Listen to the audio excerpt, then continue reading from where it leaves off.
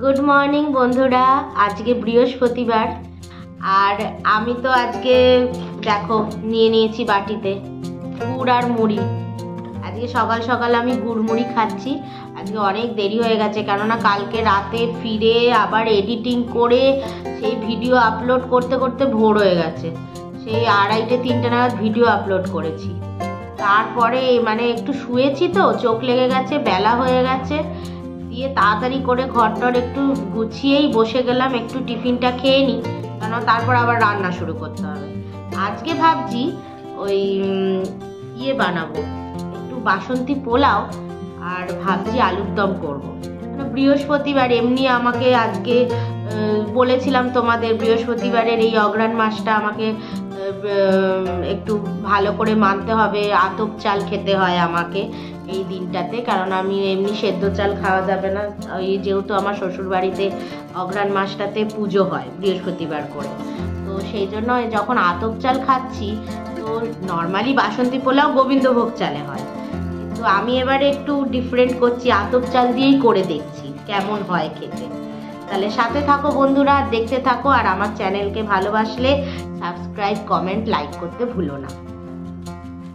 এই দেখো আলুগুলোর খোসা মাই ছাড়িয়ে নিল, আমি খেতে খেতে নিয়ে এবার আমি এটাকে সেদ্ধ বসিয়ে দিচ্ছি। নতুন আলু তো একটু নুন দিয়ে সেদ্ধ করলে ভেতরটায় নুনটা ঢুকলে ভালো হবে। এদিকে আমি আতপ চাল নিয়ে নিয়েছি, এই দেখো আতপ চাল নিয়ে নিয়েছি। এইটাকে আমি একটু জল ঝরানোর জন্য এমনি জল ঝরিয়েই এখানে রাখা, তারপরে আমি এটাতে সব জিনিসগুলো মাখাবো। এই দেখো আলুতে জল দিয়ে দিয়েছি, এবার আমি এটা সেদ্ধ বসিয়ে দিলাম, ঢেকে দিলাম। আমি এই বাসন্তী পোলাওটা রাইস কুকারে করব, সেটার মাপটাও আমি বলে দেবো যে রাইস কুকারে কত গ্রাম চালে কতটা জল লাগবে, সব পরিমাণ সহ আমি বলে দেবো। এখানে আমি নিয়েছি, আমি 250 গ্রামের কুনকে মেপে 2 কুনকে চাল নিয়েছি।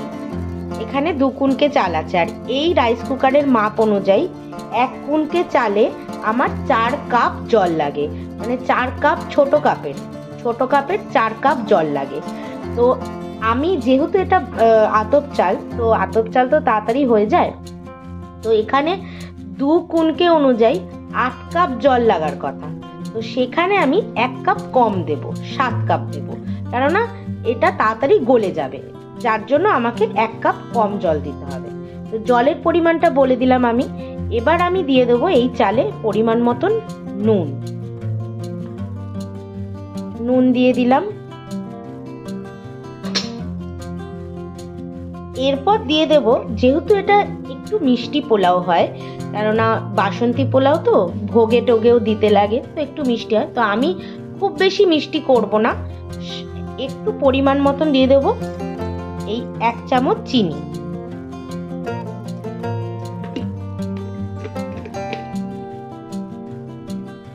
যেহেতু এটা বাসন্তী পোলাও, তাই তো হলুদ গুঁড়ো তো দিতেই হবে, তাই আমি দিয়ে দিলাম 1 চামচ হলুদ। সবাই বাসন্তী পোলাওতে সবাই আদা বাটা দেয়, তো আমি এখানে দিয়ে দেব আদাটা গ্রেট করে।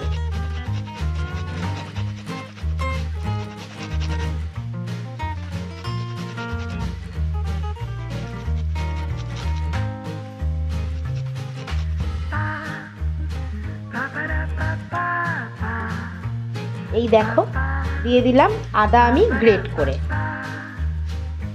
দিয়ে দেবো একটা তেজপাতা,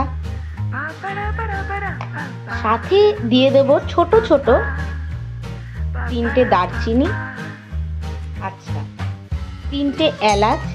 এলাচের কিন্তু আমি প্রত্যেকটার মুখগুলো খুলে দিয়েছি, যাতে এলাচটা পুরোপুরি ভাতের সাথে সুন্দর করে মিশে যেতে পারে। আমার কাছে এই কাজুগুলো ছিল, কাজু দিয়ে দিচ্ছি। কিশমিশ আমার কাছে নেই এই মুহূর্তে, তাই আমি কিশমিশ দিতে পারছি না, তোমরা দিতেই পারো ড্রাই ফ্রুটসের। আচ্ছা, আর দিয়ে দিলাম ঘি, 1 চামচ ঘি। ঘিটা আপনাদের ওপর ডিপেন্ড করছে কতটা কি দেবেন। আমি খুব বেশি দিলাম না, খুব বেশি রিচ করলাম না, তাই 1 চামচ দিলাম। পুরো মিশ্রণটাকে আমি ভালো করে চালের সাথে মাখিয়ে নেব।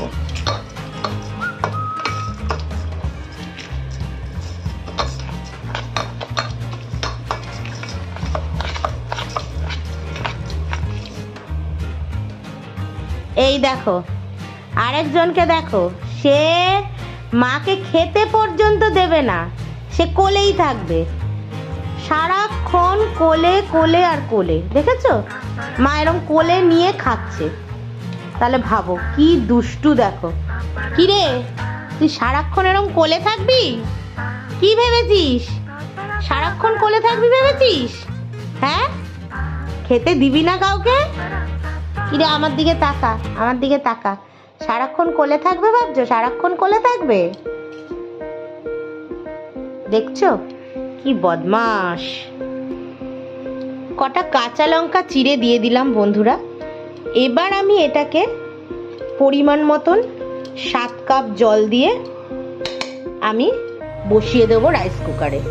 তোমরা যদি রাইস কুকারে কেউ বাসন্তী পোলাও করতে চাও, তাহলে এইভাবে এই প্রসেসে এই পরিমাপ সহ যদি করো, সত্যি ঝরঝরে এবং খুবই সুন্দর পোলাওটা তৈরি হবে।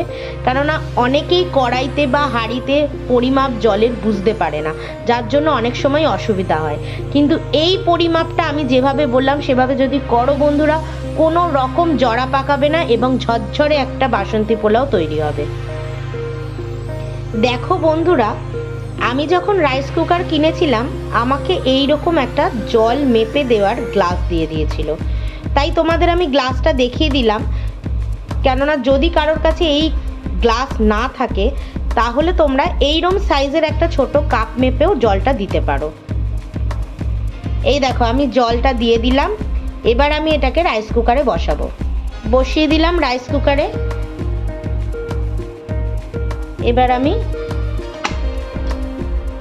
কুকে দিয়ে দিলাম, এটা অটোমেটিক হয়ে যাবে। দেখো এদিকে আলুগুলো সেদ্ধ হচ্ছে, আমি একটু দেখে নিই আলুগুলো কতটা সেদ্ধ হয়েছে। বাহ, একদম দেখো কি সুন্দর নরম হয়ে গেছে। আমি এবার গ্যাসটা বন্ধ করে দেব। এই দেখো বন্ধুরা, আমি একটা বাটিতে কাঁচা লঙ্কা অনেকগুলো নিয়েছি, প্রায় 7-8টা মতন, আর আদা ছোট ছোট করে টুকরো করে নিয়েছি, আর নিয়ে নিয়েছি ধনেপাতা। পুরোটাকে আমি সুন্দর একটা পেস্ট বানাবো। আলুগুলোকে আমি জল থেকে বার করে তুলে রেখে দিয়েছি। আর এবার কড়াইতে আমি তেল দেব। কড়াইতে আমি তেল গরম করলাম, করে তেজপাতাটা দিলাম, অল্প একটু সর্ষে ফোড়ন দিয়ে দিলাম, একটু দিয়ে দিলাম জিরে ফোড়ন, গোটা জিরে,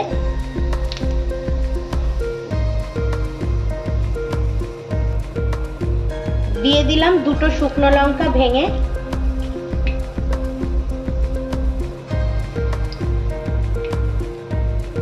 একটা এলাচ ছাড়িয়ে। এবার আমি এর মধ্যে এক এক করে সেদ্ধ করে রাখা আলুগুলোকে দিয়ে দেবো।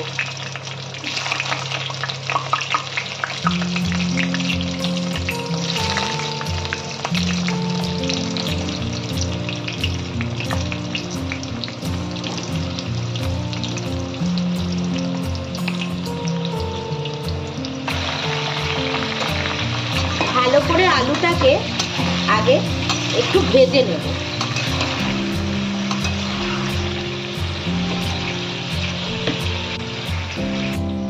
এই দেখো বন্ধুরা, আমার এই পোলাও রেডি। এটা যখনই হয়ে গেছে তখনই এখানে অটোমেটিক সুইচটা ওয়ার্মে চলে গেছে। তো আমার পোলাও এখানে রেডি হয়ে গেছে, তোমাদের একটু দেখাই। দেখেছো কি ঝরঝরে হয়েছে?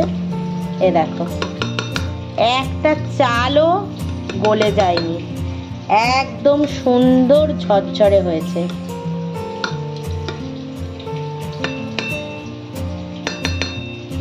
দেখলে? আর একদম পারফেক্ট কুকড হয়েছে, আর গন্ধটা তো অসাধারণ এসছে। তাহলে আমার এখানে বাসন্তী পোলাও রেডি। এই দেখো বন্ধুরা, আলুগুলো ভাজা ভাজা হয়ে গেছে, তেলে একটু লাল লাল করে ভেজে নিয়েছি। আমি যেহেতু আলু সেদ্ধর সময় নুন দিয়েছিলাম, তাই এখন আমাকে নুনটা একটু পরিমাণ মতন বুঝে দিতে হবে।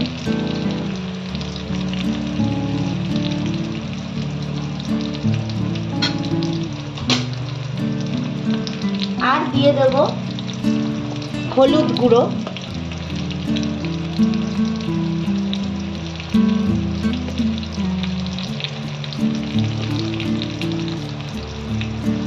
দিয়ে দেব সামান্য চিনি,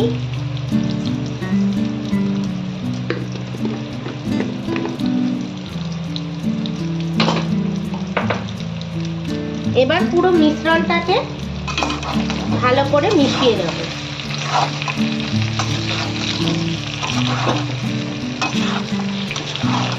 আচ্ছা, দিয়ে দেব সামান্য একটু কাশ্মীরি লঙ্কার গুঁড়ো রঙের জন্য।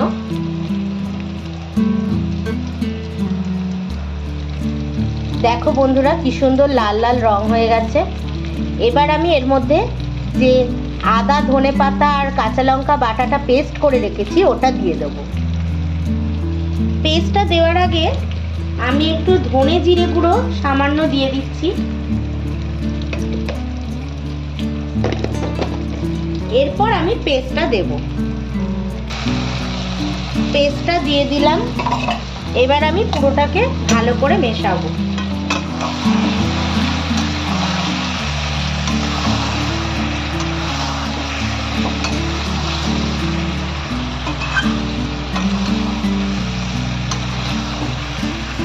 দেখো বন্ধুরা, বেশ গ্রেভি গ্রেভি মতন হয়ে এসছে, কেননা আমি কিন্তু এক্সট্রা কোনো বেশি জল দিইনি।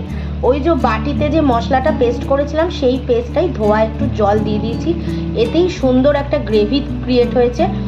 এবার এটা আরেকটু আমি মজিয়ে আরেকটু ঢাকা চাপা দিয়ে করে তারপর আমি নামাবো। আমার আলুর দম রেডি।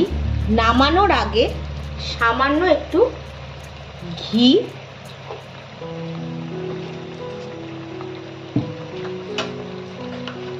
আর দিয়ে দেব একটু খোয়া ক্ষীর।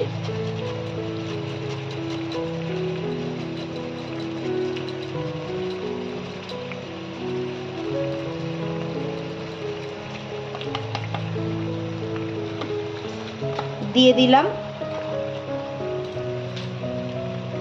এবার আমি পুরো মিশ্রণটাকে একটু নাড়িয়ে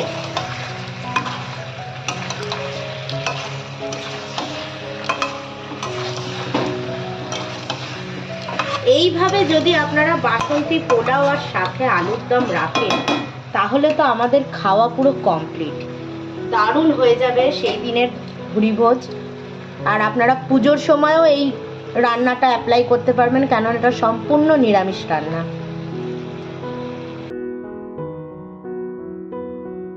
বন্ধুরা, সন্ধে হয়ে গেল, এখন ঘড়িতে 6:30 বাজে। ভাবছি কি খাওয়া যায় একটু টিফিনটা, তাই একটু মুড়ি মাখা করব ভাবলাম। টমেটো কেটে নিচ্ছি, ঘরে দেখো না শসাও নেই, তার মধ্যে আজকে বৃহস্পতিবার, পেঁয়াজ তো দিতে পারবো না, তাই একটু টমেটো কেটে নিচ্ছি, আর আছে ধনেপাতা আর একটু লঙ্কা কুচিয়ে নিচ্ছি, দিয়ে একটু মুড়ি মাখা করে নিই।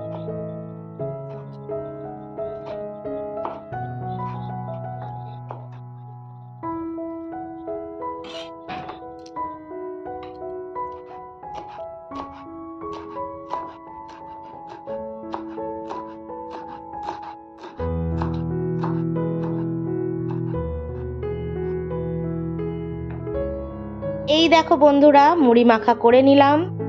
এই দেখো কি সুন্দর হয়েছে না দেখতে, মুড়ি মাখা আর সাথে ব্ল্যাক কফি। এই দেখো, ব্ল্যাক কফি আর মুড়ি মাখা ব্যাস, এই হলো আমাদের সন্ধ্যের টিফিন। বন্ধুরা, চলে এসছি আমি আজকে আবার আমার ছোট্ট গিটারটাকে নিয়ে। হ্যাঁ, একটা মিষ্টি গানের সাথে শেষ করব আজকের সন্ধ্যাটা আর আজকের ব্লগটা। তাহলে তোমরা আমার সাথে থেকো আর আমার গানটা শোনো। আর আমার ভিডিওটা যদি ভালো লাগে নিশ্চয়ই লাইক কমেন্ট করো, আর বন্ধু সাবস্ক্রাইব করতে ভুলো না। যদি সুন্নত দিলে হয় মুসলমান, নারীর তবে কি হয় বিধান। সুন্নত দিলে হয় মুসলমান, নারীর তবে কি হয় বিধান। বামুন চিনি পইতে প্রমাণ, বামুন চিনি পইতে প্রমাণ, বামনি চিনি কিসের রে।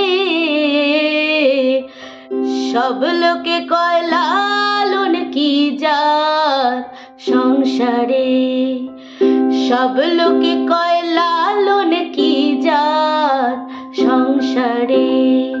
লালন কয় জেতের কি রূপ, লালন কয় জেতের কি রূপ, দেখলাম নাই নজরে।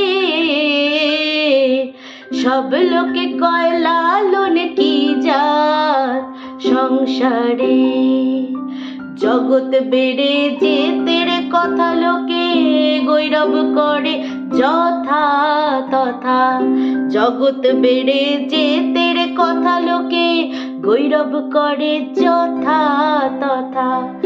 লালন কয় জেতের ফাতনা, লালন কয় জেতের ফাতনা, বিকিয়েছি 7 বাজারে। সব লোকে কয় লালন কি জাত সংসারে।